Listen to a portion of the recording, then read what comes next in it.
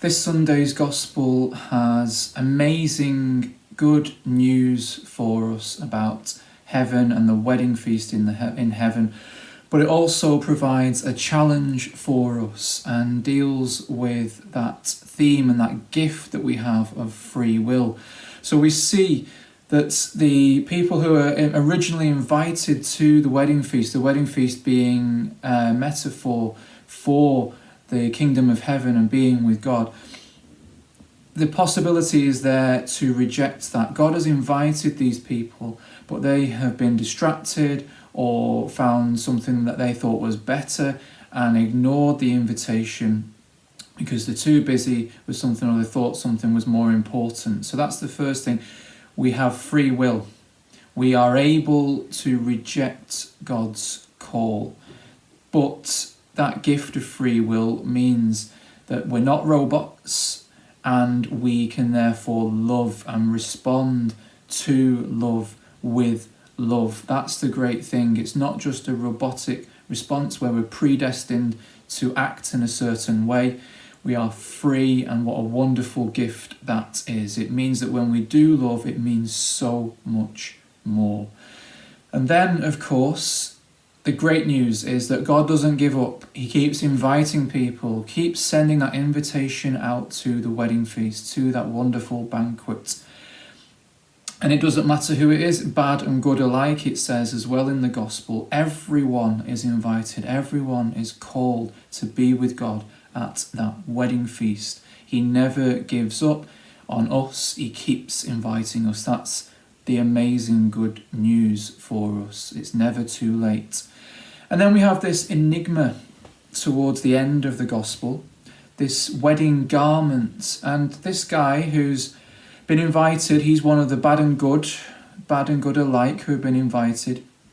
And he's there and you think, yeah, he's responded to God's call. The person who's running the wedding feast has responded to their invitation and he's turned up. So what's the problem now? The guy has recognised that he's not got the right wedding garment and then throws him out of the wedding feast. And that can seem very harsh. You think, well, he's said yes, he's there, he's turned up. What's the problem now? He's not got the right cloak on. That's a bit unfair, isn't it? Now, if we look a bit more deeply into what Jesus is trying to say with this parable, we see how important this wedding garment is and try and work out this enigma. At wedding feasts in Jesus' time, the person who is the host would have provided everyone with the right wedding garments. He would have given each guest the right thing to wear.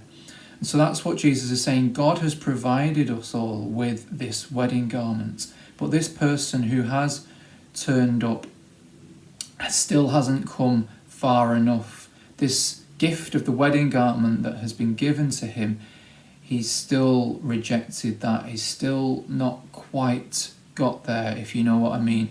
He still needs to put this right wedding garment on. After all, it's a gift that's been provided by the host. It's a gift that's been provided by God. So that's what Jesus is saying to us today. Yes, we're all invited to be part of the wedding feast, to come to the kingdom of heaven.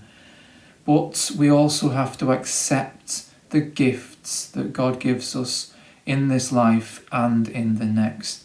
And what this wedding garment represents, we have to accept that and wear it in the right way, use it in the right way, use it to build God's kingdom even more, both here, now in this world, and in the world to come.